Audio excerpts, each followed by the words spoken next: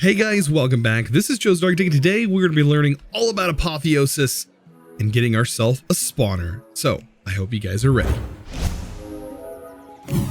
I think today needs to be all about enchanting and working towards getting ourselves into Apotheosis, which is a really cool mod that allows us to manipulate mob spawners. Now, mob spawners in this mod pack, which I mean isn't a vanilla mechanic. And a lot of people think that using Silk Touch on a mob spawner to pick it up is a vanilla mechanic. But in fact, it's usually mostly plugins that you'll see on like SMP servers and things like that. And it's not exactly a vanilla thing. And even in this pack, it's done by Apotheosis. So what we need to get today is a Silk Touch pickaxe, which would be really nice. Maybe we can even enchant this Moonstone pick. There's going to be a couple of tactics that I'm going to go with to do that. Plus, we're going to look at this real quick. I went ahead and added these directional elevators. And you can see I've also kind of color coordinated each level and did exactly what I wanted to do. I wanted to add levels here. And there's our regular blue. We have our light blue, our cyan level, and this is our villager breeder. And you can see that whenever you start breeding villagers in a different biome rather than the one that they originally came from, you're going to start to get villagers that are native to the actual biome, which I think is a really cool feature. And look at these little guys. They are just really tearing this up. And we even have an iron golem in this bad boy. So if we take a look up here, we have the blue, cyan level here. And then we have the one right above, which is really nice. Oh, I actually accidentally forgot a level, I guess. I need to fix that because there's supposed to be more than one level. I was like, where did my cyan level go? So I went ahead and added all the lights. Everything is looking pretty good. This is where we're going to do a lot of our cool experimenting with different mods. And you were like, oh, well, are you abandoning this area? No. We're going to have a way to teleport later on. And we're definitely going to use the transportation to teleport back and forth between this base and our new base over there. Because we still have cool stuff going on over here. Like, which is going to be our enchanting room today. We need to figure out our enchanting system. So to make an enchanting table, it's your standard enchanting table, right?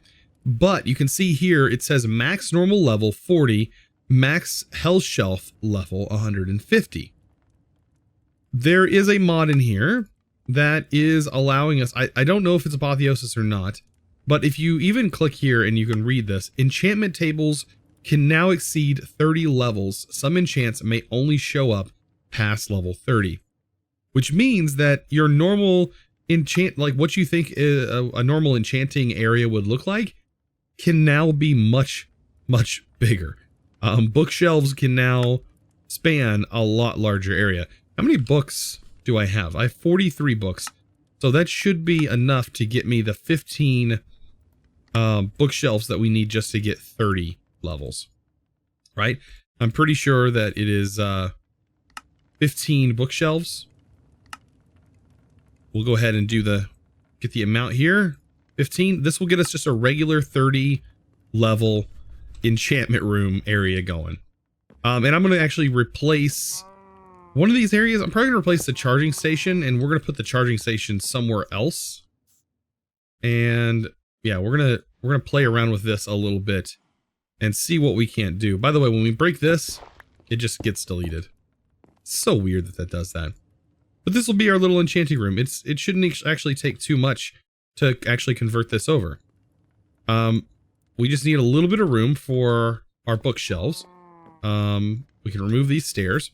And right here can be where the enchanting table goes. Right here. And just in the walls is where we will place our bookshelves. Just like this. Even here, go like that. This needs to be bonked. And we'll just put a bookshelf right here. And there we go. We're ready to go. Okay, so the bookshelves, just like your standard vanilla, but like I said, if you want to get better enchants, you can always upgrade. And let's actually go ahead and throw our Silk Touch upgrade on here. Now, the silk, well, at least I thought I had a Silk Touch upgrade. Is it already on my tool? No, it's not. Uh-oh. I wonder where my Silk Touch upgrade went. Maybe it's in my bag? It is in my bag. Okay. So yeah, I'll go ahead and throw the Silk Touch upgrade on here. We have to remove the Fortune upgrade first. And then that allows me to mine this. Goes right in my inventory, and I'm going to place it here. And yeah, this whole wall, I'm going to, be decorating it. Because I don't like the way that this looks. So when we move on to enchanting, there is a weird thing in here that also is a part of Apotheosis called tomes of whatever variant you want to enchant. So say you want to enchant chess pieces. If you go ahead and make this tome, you can see it says accepts chess piece enchantments. That means that that's the only thing that'll go on it. It basically just completely removes the fact that you can get pickaxe enchantments and things like that on it. But we want to go to the one of the miners, the tome of the miners. Now this is a little bit expensive and you get 3 of them, but we're looking for Silk Touch. So this actually is kind of a good deal. We can get blaze rods super easy. And I'm going to show you here in a little bit how you can get blaze rods no problem at all without even making potions, right? And I'm going to show you that here in a second. But let's go ahead and take this before we go back in there and we farm for more experience later on, because I don't know if we're going to get this right away. We have 40 levels, 46 levels, quite a lot. All of it's from mining. You get tons of levels from mining. But we should be able to enchant this. And you can see it's only going to give us things that apply to a pickaxe. I'm going to go ahead and shoot for top enchants. We get Weeding, Reach, Fortune, 2 on that. All right, this one's going to look at Efficiency 3 and Reach. And we get Weeding. All right. So that didn't get us what we wanted, right? But I'm still going to make some more of these books. Of course, given that I can make more books. We have tons of stuff. We just need more paper, I think, to make these. So we have 37 more levels. Please let us get lucky here. Insight's pretty nice. It gives you more experience when mining. But I'm looking for Silk Touch, right? That's Reach. Weeding. Oh man, we're just getting the same things. Now, I think you should be able to unenchant these things. Efficiency there, that's pretty good. But as you can see, we're actually undone. This Unbreaking 4, I believe, is like really close to just being unbreaking, like where you can't break your pickaxe anymore. These 2 right here are pretty nice. Now, in 1.14, you can unenchant things, which is pretty awesome as well. Don't get me wrong. This is just plain old vanilla 1.14 that this mechanic is available in. So we need the grind stone. And yeah, this thing right here, plain Jane old regular vanilla. Where am I going to put this? Right here, right now. And what we can do is we can actually remove some of these things. Like this one. We don't need weeding on here. So I can pull that off and bam, I have a tome. Now, I don't know, did the color get removed? Okay, so yeah, I'm just making sure that this is still going to function properly.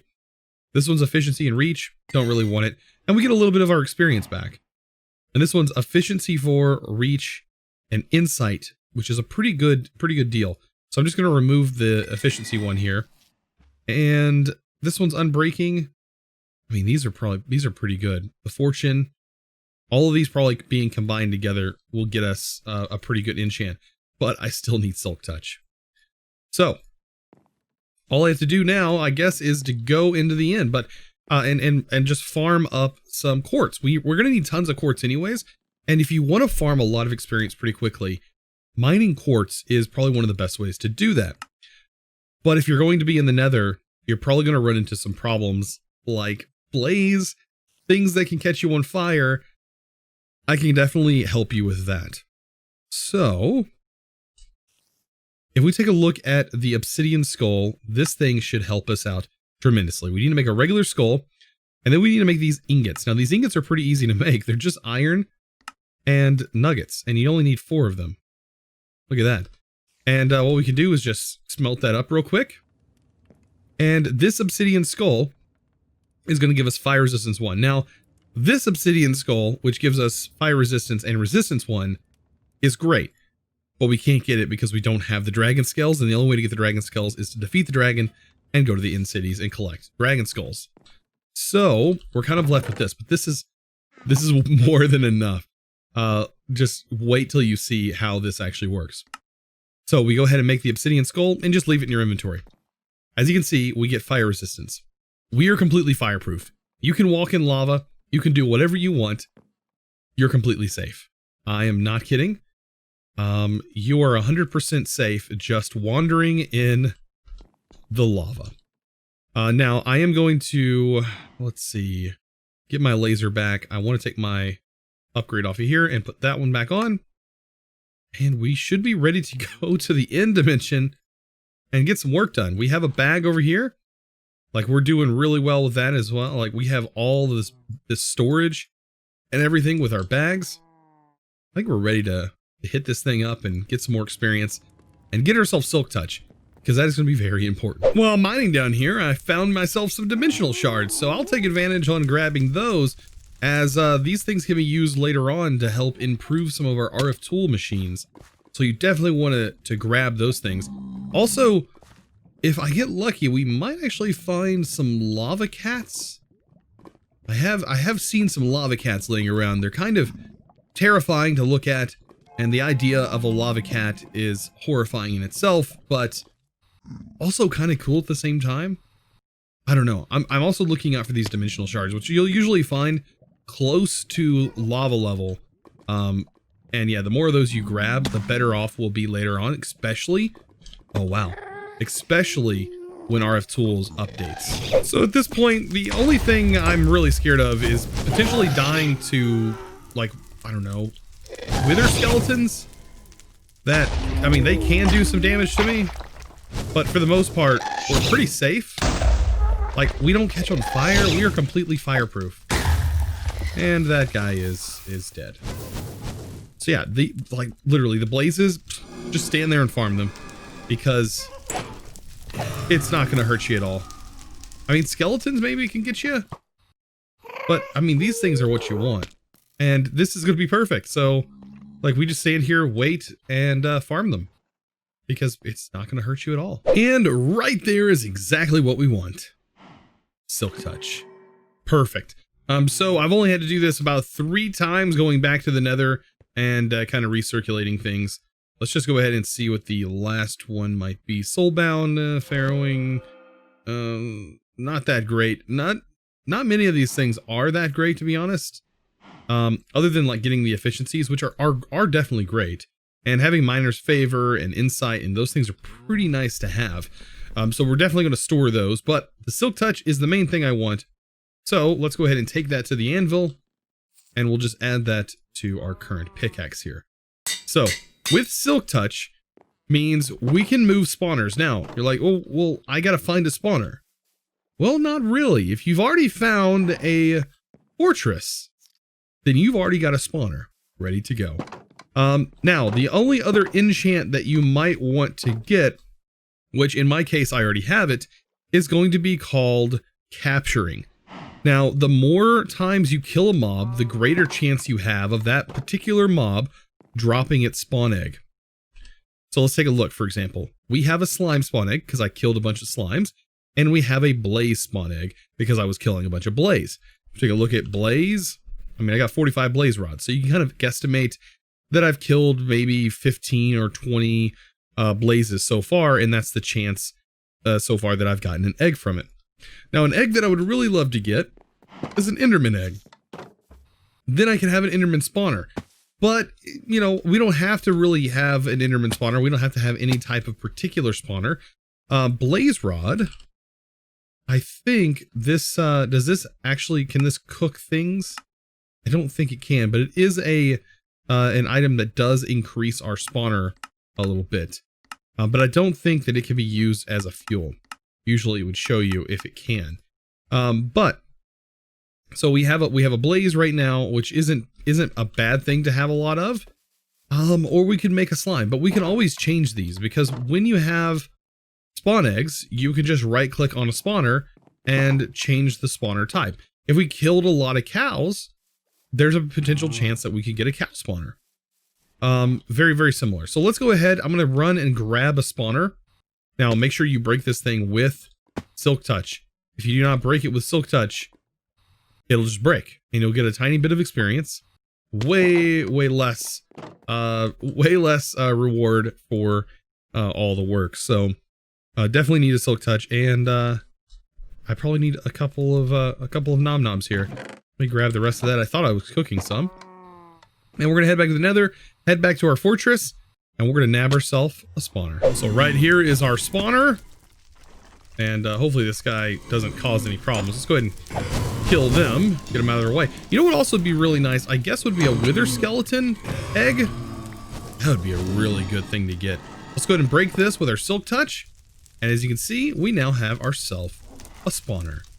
And that's exactly what we want. I mean, as of right now, this thing is a very particular type of spawner. It is a blaze, but like I said, we can change that to a slime. We can really change that to pretty much anything that we can get our hands on, anything we can get regarding a spawn egg anyways.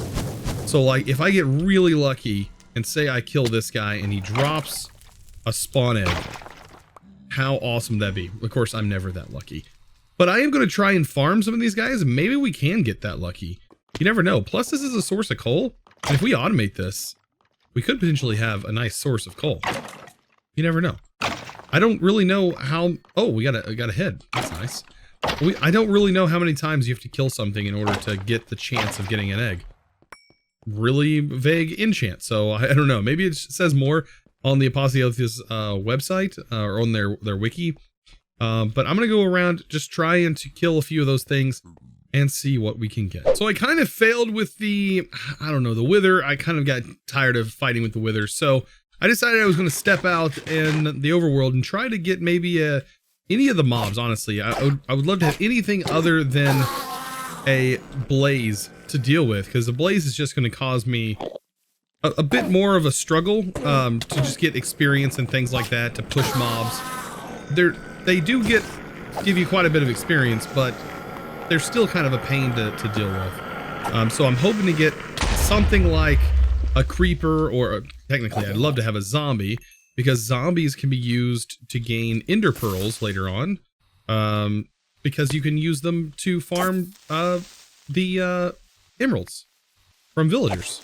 So they're pretty nice. So I'm just trying to kill a bunch of mobs out in the overworld and hoping that one of them drop an egg of some sort.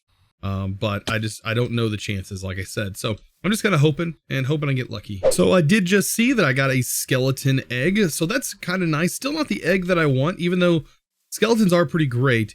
But like I said, honestly, a zombie would be really nice. I know a zombie sounds like way less cooler than a skeleton, but when you know how villager trades work in 1.14 and up, it's kind of, you kind of want a zombie a bit more. So I was taking a look at those spawn eggs, and when I said I didn't know what the % chance is for them to drop, now I know. Each spawn egg kind of tells you that each level that you have the enchantment increased on will, get you a higher chance of getting the egg. So we only have level 3 capturing, which isn't that great because you can go up to 5.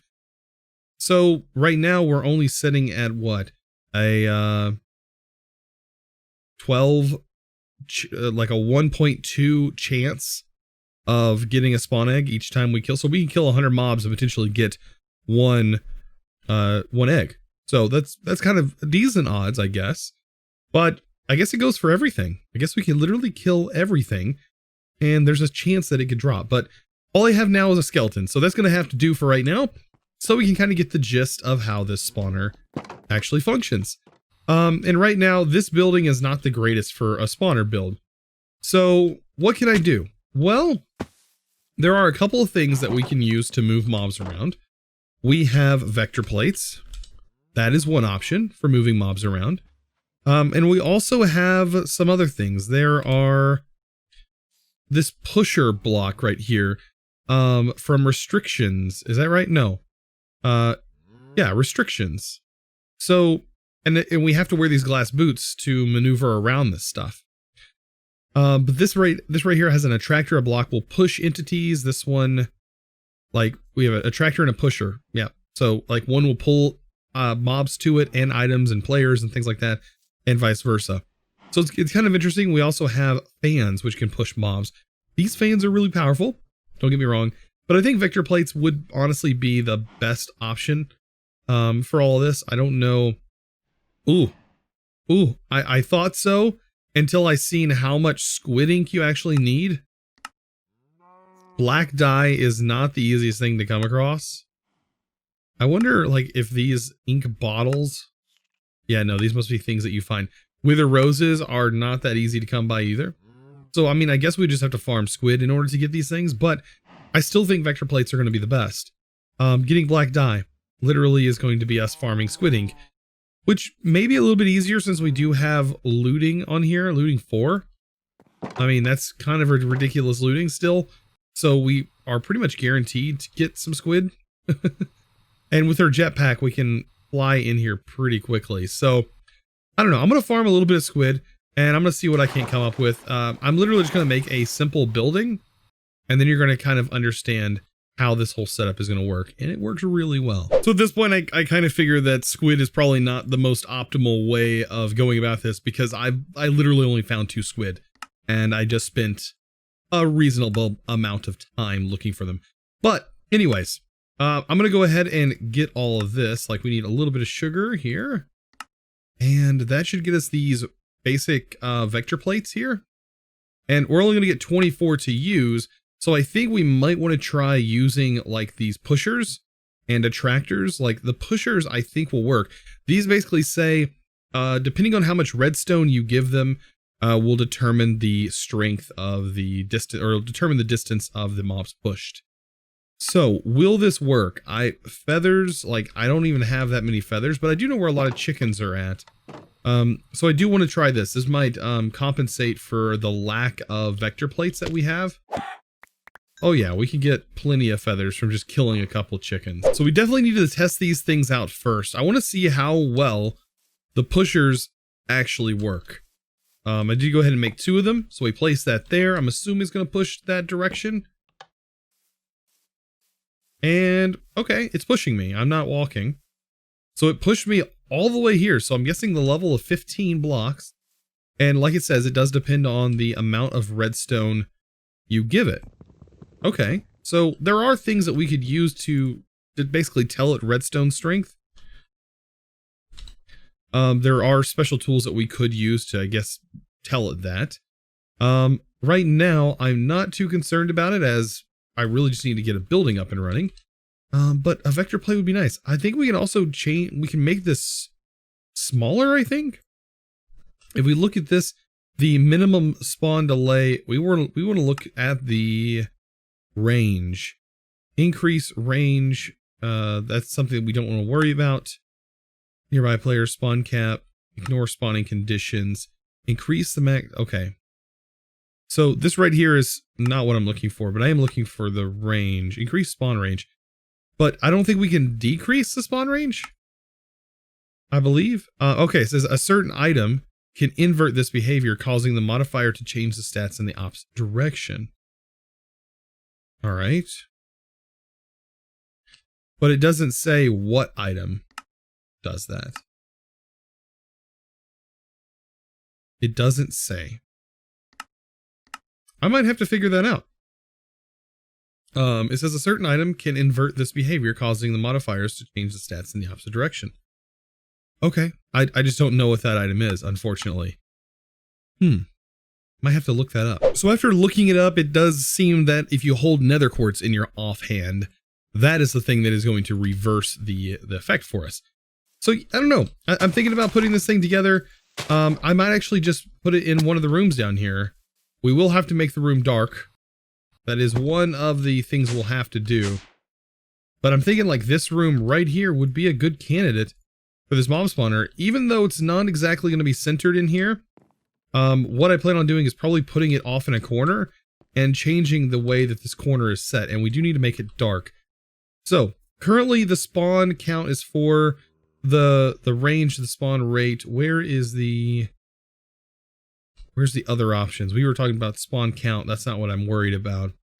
It was the spawner range. And the spawn range is 5 right now.